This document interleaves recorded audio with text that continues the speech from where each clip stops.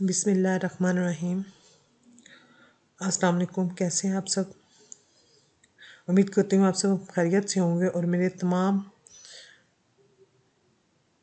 عنوان جو میں آپ کے ساتھ شیئر کرتی ہوں آپ کو سمجھ میں آ رہے ہوں گے۔ اب ہم آج کے عنوان کی طرف چلتے ہیں۔ آج کا ہمارا عنوان ہے صفت ذاتی۔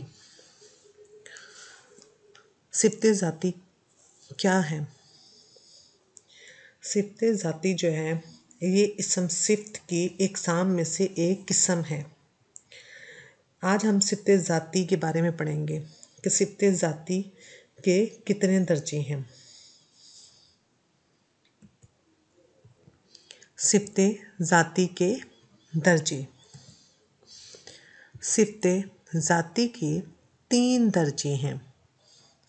ذاتی پچھلے سبق میں ہم نے پڑھا تھا اس صفت ذاتی کے بارے میں کہ صفت ذاتی بھی وہ ہوتی ہے جو کسی کی اپنی ذات کے بارے میں ہو۔ اس کے 3 درجے کون کون سے ہیں؟ صفت نفسی، صفت بعض، صفت کل۔ صفت نفسی سب سے پہلے کیا ہے؟ صفت نفسی۔ صفت کا بیان صرف موصوف کی ذات تک محدود ہو۔ کس کی ذات تک؟ صرف اس کی اپنی ذات تک محدود ہو، کسی سے مقابلہ نہ کیا جائے تو یہ صفت کا پہلا درجہ یعنی صفت نفسی کہلاتا ہے۔ نفس کہ انسان کے اپنے نفس کے ساتھ، اپنی ذات کے ساتھ تعلق ہو، کسی کے ساتھ مقابلہ نہیں کیا جا رہا۔ جیسے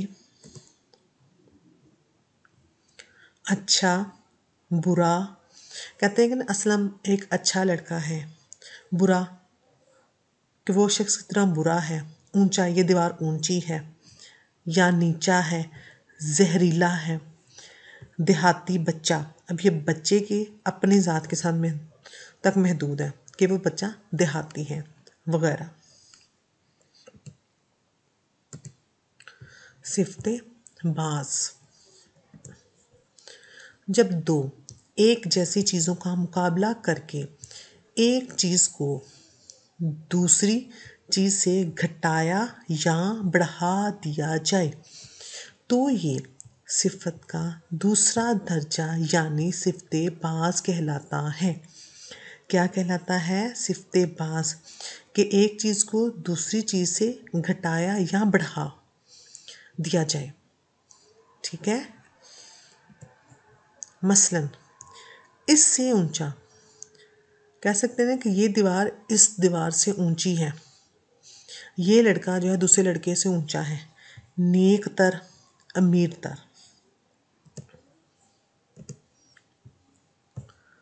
صفت کل،